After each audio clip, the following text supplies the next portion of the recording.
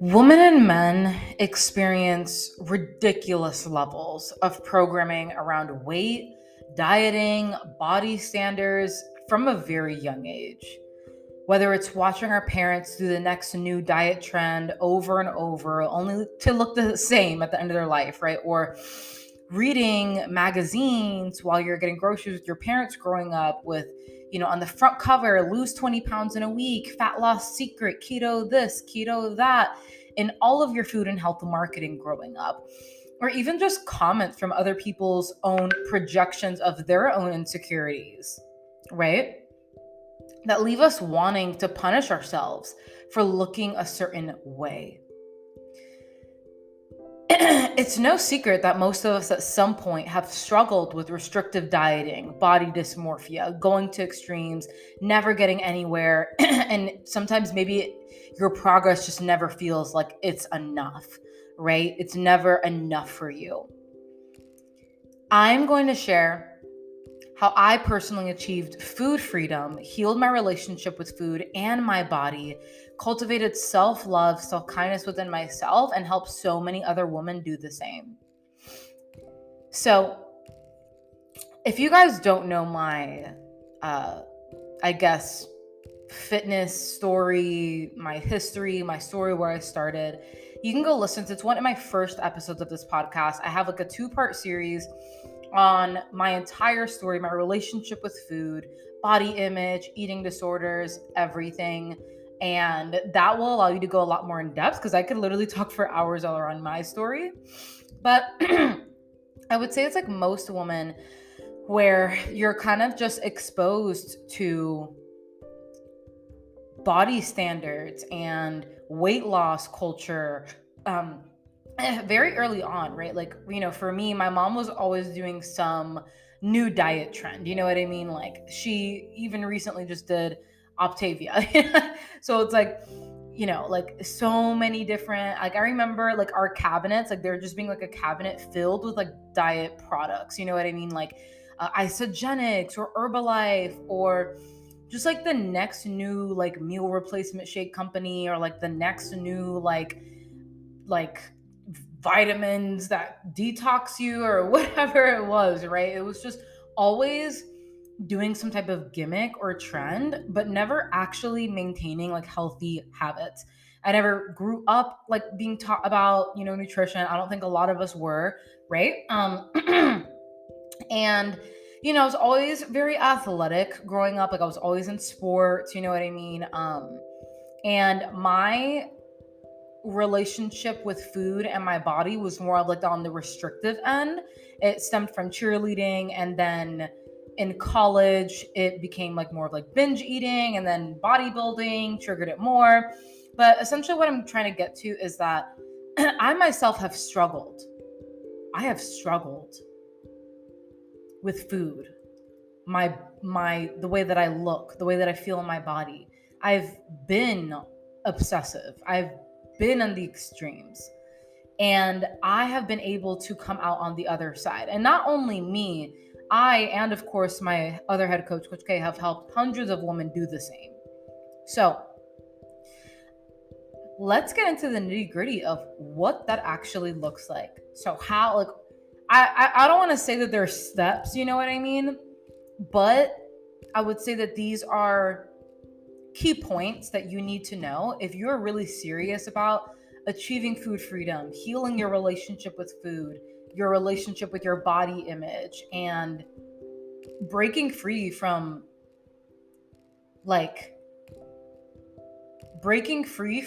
the idea that like you have to do these things or else you're like gonna gain weight, or else you're, whatever, right? Coming from that place of control or restriction or whatever. The first thing I would say, we're just diving right in deep today, okay? I'm trying to waste no time. The first important thing is quite literally just giving yourself food freedom.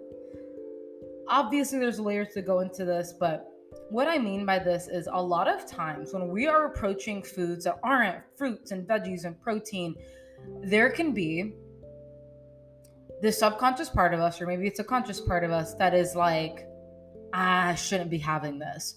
Or, like, I don't know if I can have that, or I know I can't have that, or I probably shouldn't.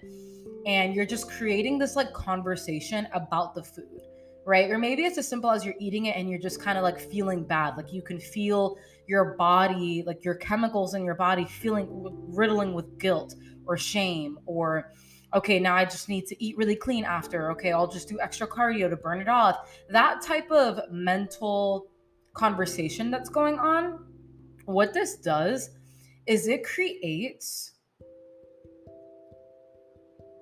restriction, right? You're creating a restriction by saying, I can't, I shouldn't. Labeling foods as good and bad, can't have, can have. Doing the whole food labeling thing is what's creating this restriction. You're feeling restricted on some way, shape, or form.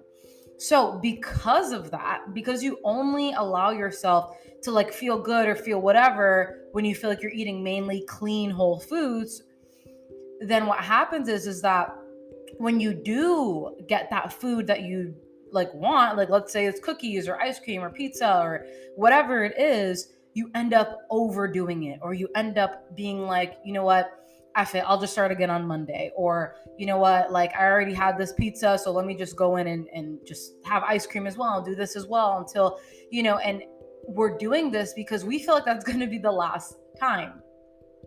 We feel like, okay, I may as well have all the fun I can now, get it out of my system, and then get quote unquote back on track, right? And so then all of this, by doing all of these patterns, by like following this pattern, we're subconsciously creating this idea that this is what on track looks like and this is what off track looks like. And it's this type of black and white thinking that gets you nowhere. You're spinning in circles. So how can we create that food freedom if we do have guilt and shame and anxiety around certain foods? We simply let it go. Like we simply choose to make the choice that we have the freedom to eat whatever we want. Yes, absolutely, 100%. You may feel fear when I say this. You may feel triggered because maybe you don't have that self-trust to kind of. I remember when I was struggling with binge eating, you couldn't tell me about food freedom because I didn't feel like I had control, right? And that's something a little bit different in the sense that a lot of times when it comes to binge eating, it's the restriction, but it's also like not eating enough protein, not managing your stress. There's so many things that we can dive into deeper, which will bring me to the next step. But just focusing on the basic level of restricting foods, trying to eat super clean, cutting out carbs, that whole thing. If you were to just tell yourself, like, you can go ahead, you have some Oreos. Like, if you want some, have some. And practicing that, it's not going to happen like overnight, but practicing letting go of that negative connotation to those foods helps. But that stems from building self trust, okay? Because if you can have two Oreos and be good, that's a huge win, right? I remember I didn't really understand how someone could have two Oreos and just be good. I remember eating like a whole row and a half, and like then that would be good, right? Now that I'm obviously educated in nutrition, I know the only reason I could eat a row and a half was because I had unstable blood sugar levels and hunger hormones. Going back to, again, not eating enough protein, carbs, and fats in my diet, which caused me to have really shitty satiety levels, that satisfaction feeling, and then I would overeat in carbs because I didn't know how to interpret what was going on in my body. Okay. So obviously there's a lot of layers that go into this, but when we tell ourselves, I can't have this, I shouldn't have that, what we're doing, and we're creating this restriction, is we're activating that inner like rebel within us, that inner teenager that is like, oh, fuck this. Like, I want to have it. I'm going to have it. And I'm going to have as much as I want. Right. And it's like, what if you had that mindset right at the beginning? Right. Now, I totally understand if your goal is weight loss. Right. And that's where things can get tricky because people, a lot of the times, weight loss, the pursuit of weight loss, this is just my personal opinion as a coach. The pursuit of weight loss and the pursuit of healing your relationship with food don't really go hand in hand. Do some people lose weight naturally? Yes, probably if they have a lot of weight to lose. It's just really easy to lose weight, like when you just make certain shifts when you have a lot of weight to lose, right? But when you're somebody who's been constantly chasing weight loss your entire life, right? Maybe you've lost a lot of weight once or twice in your life, but you're kind of always chasing it, never really maintaining it long term, right? What happens is that we get so used to chasing it, but we don't really know what to do when we don't really know how to sustain it, right? Or actually have it and keep it and be healthy with it, right? So, and that's the whole catch with the fad diets and the diet trends and all of that. But essentially, what we're doing is in these cycles, we are trying to heal our relationship with food, but then we're also maybe want to lose weight. And being healthy is not synonymous with weight loss, right? And you can't gain stable hunger cues, a normal appetite, normal cravings trying to eat in a deficit, because a deficit in its own right is literally eating less than your body needs. So of course those things are going to be triggered, right? Moving on, guys, because I can totally go nerdy into that. Allowing yourself food freedom. There's a really great little method of it's called the Snicker a day. And it's basically literally allowing yourself one sweet treat a day or one savory treat a day, right? Like obviously get in, a macro balanced breakfast, lunch, and dinner, but then allow yourself a Snicker at the end of the day, or allow yourself a bowl of ice cream, right? And let it be a part of your daily practice. What this allows you to do is ice cream and those types of foods or whatever, it's not going to be this a big thing, or you know what I mean? It's just going to be a part of your life, right? And you'll create neutrality with it versus feeling oh my God, right? The next thing is I achieved food freedom and broke free from emotional eating and gained, a healthy relationship with food, fitness, my body, by getting really curious about the way my brain works and diving deep into psychology and emotional eating behaviors. This is why I do what I do nowadays, right? Because I have a huge passion for what I do and helping women overcome these things, because I went through it myself. So I know the pain that it feels like, right? To kind of go through that, the kind of secrecy that comes with having a weird relationship with food, and kind of always wanting this dream body for yourself, but feeling like that's not really achievable. It's too unattainable. It's far away, whatever. Anyway, dive deep into psychology and emotional eating behaviors. The fact that you're listening to this podcast right now just shows that you're already doing that, right? I read a book all around emotional eating. I, would, watch YouTube videos and do whatever research that I could on eating behavior and food psychology, because I knew that if I can understand what's going on a psychological level, then I will understand how to interpret when things come up, right? I'll be more in tune with myself when these triggers come up. I can identify the trigger, I can see what happens, and I can try my best to kind of work through it, right? Now, obviously, there's a spectrum to this shit, right?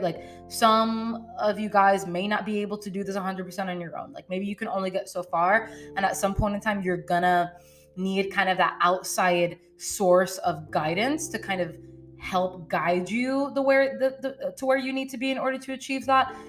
Some people it's not that deep for them. You can do a little bit of work and you may be able to really, make some great progress, right? Either way, guys, you can never go wrong with reading some books on those areas, listening to podcasts, hiring a coach, diving deep into why is it that I think the way that I do around food? Why is it? I'm the type of person, y'all, that I will literally Google everything. And yes, I know that Google is not the place for everything, but I'm not a dumbass, right? I'm going to take everything with a grain of salt. I'm going to use my intuition, right? And, I'm going to do what I can, but understand I'm not an expert. Now I would say, obviously, we've kind of mastered that a little bit, but obviously in the beginning and middle of my journey struggling with this, I wasn't, right? So dive deep into your brain, into your behaviors. This is something that we do within Embody Her, our one-on-one coaching program, is we are huge on diving deep with our clients. If they tell us, I'm just like stressing about meal prep, what's making you stressed out? Oh, well, like I just feel like it's so many steps and I feel overwhelmed. What's overwhelming you about the process?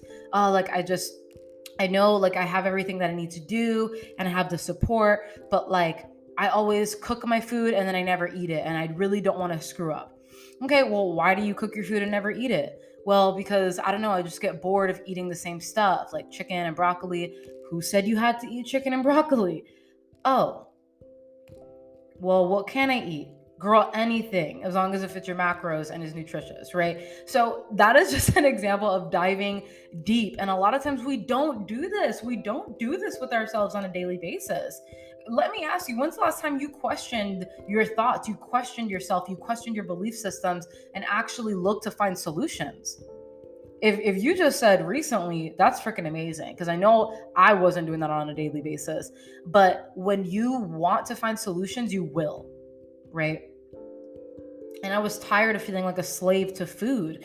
I was tired of constantly comparing myself. I was tired of constantly, going to food for coping mechanism and not knowing how to cope outside of that. So I did what I could to get educated.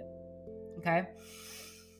Now, obviously, guys, your physical, the way that you take care of your physical body, and it is directly also taking care of your mental health, right? So what I mean by this is, if you are taking care of your body from a place of love, from a place of patience, from a place of grace, and from a place of I just want to feel good. I'm going to the gym not because I have to or because I should, but because I know that when I go and I release endorphins, I feel really fucking good in my body and I feel really good in my mind, right? It's not drinking your water because it's going to help me lose weight or manage my weight, but drinking your water because it gives you more energy and it makes your organs feel alive and it helps reduce your, cravings for sugar and whatever, right? By the way, nothing wrong with sugar, but I'm talking about like highly, like if you really, really struggle with overeating in it, right? Everything needs context. But going back to what I was saying, right? It's eating it's eating enough carbs and fats and protein because it's what your metabolism and your body needs in order to have energy, in order to have mental fuel, in order to have the energy to do the things that you want to do, in order to build the muscle that's going to create the shape and the physique that you want and makes you feel your most confident, strongest, sexiest self. That's what it's all about, right? But when we tell ourselves, I have to do this, I'm doing it, or you're doing it from a place of punishment, right? Like maybe you hate the way that you look, that you're going to the gym and you're eating excuse me, and your relationship with food really stems from a place of scarcity and lack mindset and fear and self-loathing. Girl, you're not going to get any type of dream body that way. I'll tell you that right now, right? Like everything starts with the intention, which brings me to my next kind of bullet point as to how I've achieved that food freedom and healthier relationship with my body, and help so many other women do the same, is practicing that self-love and that body neutrality in the now. Okay, so obviously there's a big movement going on right now with body positivity, right? Loving your body where it's at. That doesn't mean that we don't want to change and improve and maybe lose some weight and build some muscle. There's nothing wrong with wanting that, but it's coming from a place of self-love. Now, obviously being a coach, like I have worked with women where body positivity doesn't really work for them. It doesn't work for them. So then what we do focus on is body neutrality, being neutral, being more indifferent. Instead of coming from a place of self-loathing and being like, I hate my body, I hate the way that I look, and just switching on to, wow, I love my body, I love the way I look, when you really deep down don't really authentically feel that way. A better approach is just sometimes being neutral, just indifferent, just okay. And this doesn't mean settling. This doesn't mean settling. It just means not beating yourself up or punishing yourself and creating negative energy around where you are. It means still having goals, still, like, I want to build my booty, I want to do this, I want to do that, but doing it from a place of like, it's because I love myself. Like, it's actually because I love myself that I believe that this is what I deserve. That doesn't mean I hate myself now, right? Another form of practicing that self-love is giving yourself grace and allowing yourself to mess up and make mistakes. A lot of times we can get paralysis by analysis, or we can get paralyzed into inaction because we're so fearful of failure, but then we're also so fearful of the success, and we're so like fearful to mess up, and we're just paralyzed by fear that we just stay the same, and then we're just riddled with the anxiety and the depression of not making moves in our life, right? So what if we could just accept that failure is a part of the process? What if we could just accept that we will screw up from time to time? And what does screwing up even mean to you, right? Because you can't be perfect. Like, yeah, you want to be consistent, but consistency doesn't mean constant, right? Showing up for yourself will look different every day. You can't hate yourself into a body you love, guys. You can't hate yourself into a version of yourself you love. It doesn't work that way. And if you really, really struggle with giving yourself that self-love, that self-compassion, ask yourself why. Ask yourself, what part of you doesn't feel deserving of that? Where did you learn that from? Where did you pick that up? Because if you dive deep enough, you'll find out, right? And it's when we become aware of our triggers and our fears, and we become aware where things come from, that it doesn't have to scare us anymore, right? So practicing self-love, what does that look like? Something that was huge for me was practicing mirror work. Mirror work is basically when you're looking in the mirror. And I remember I came up upon this intuitively because I remember when I had gained 20 pounds post show for my bodybuilding show, I felt in a month, not a fucking over a year, like in a month, bro. Like, that's so bad for your body, the amount of binge eating that I was doing, right? I felt so ashamed of myself. I felt so embarrassed because I just went from like the craziest shape of my life to very unsustainable, right? But to like literally the flip opposite in just within 30 days. And I felt like shit about myself. And I remember looking in the mirror, and I would poke out my belly and squeeze my body fat and, like do all these things to basically just obsess over the way that I looked. And then I remember just looking at myself in the eyes and being like, I'm so sorry. Like, I just looked at myself in my eyes, not my stomach, not my love handles or my arms.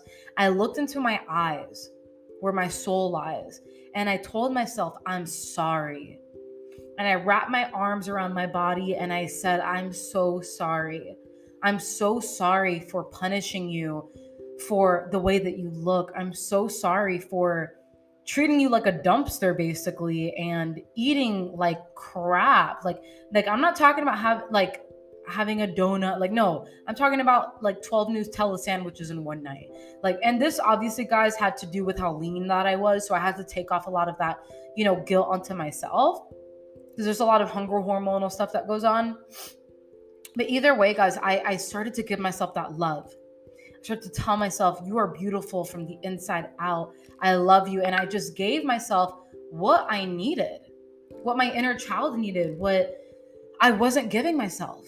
And this allowed me to actually be okay with not going into a cutting phase, and be okay with not trying to rush weight loss right away because I gained all that weight. I allowed myself to just be okay with where I was at.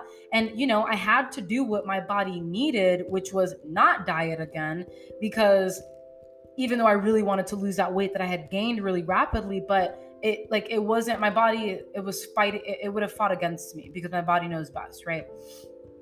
But I had to do that for myself. So try mirror work, honestly. I know a lot of women struggle to look at themselves in the mirror. I know a lot of women struggle just like they turn the mirrors away, right? So then maybe in that option, it may be too intense for you, and that's okay. Another thing that you can do is just practicing shadow work, okay? I want to do a whole episode on shadow work one day, but the shadow is basically a part of our conscious that psychologist Carl Jung, uh, in Carl Jung's analytical psychology, the shadow was built as a concept that compromises everything conscious the conscious personality experiences as negative.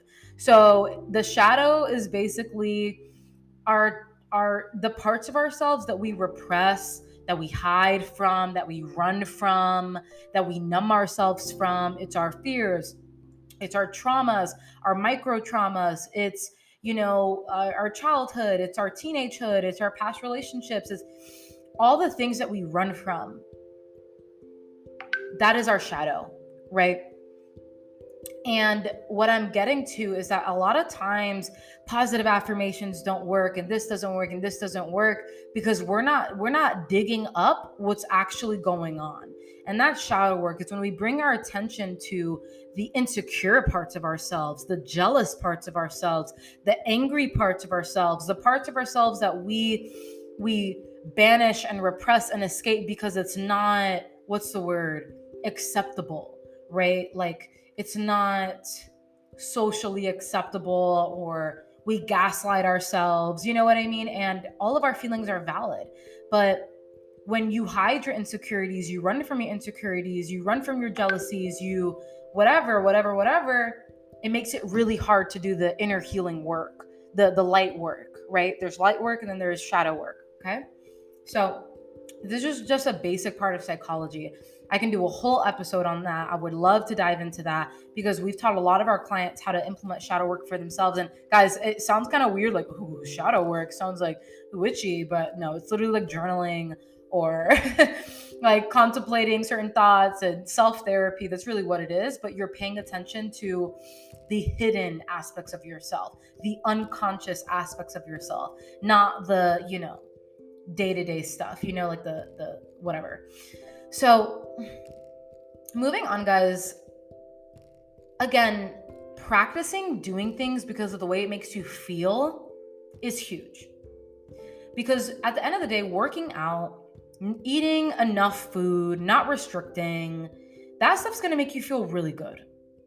It's when we tell ourselves we must, we shouldn't, we absolutely have to, or else this, that is when we create this really unenjoyable experience with our health and our fitness on our bodies, right? So practice doing things because of the way it makes you feel versus how much calories it burned or how much calories it was and whatever, right? And,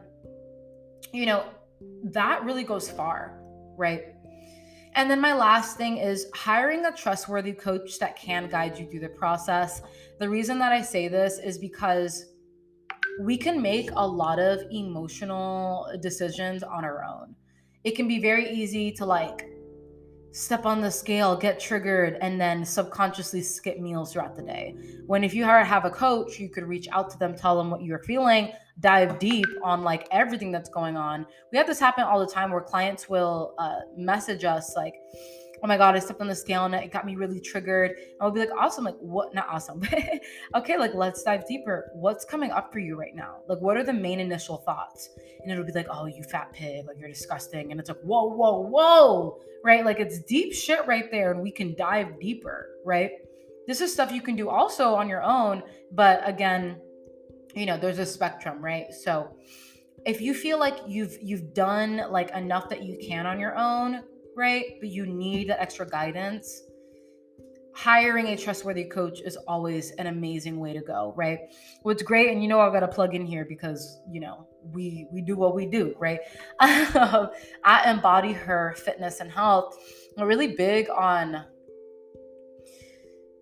and embodying that version of yourself, right? Taking aligned action, but not necessarily doing stuff because you have to, right? And we're big on that mind, body, soul connection. So if that really resonates with you, I highly recommend applying for a one-on-one coaching program, and seeing if you're a good fit. Link in my Instagram bio. But that's pretty much it for today, guys. If you got value, I would love to hear your feedback. Tag us on Instagram, and we'll see you next time. Bye.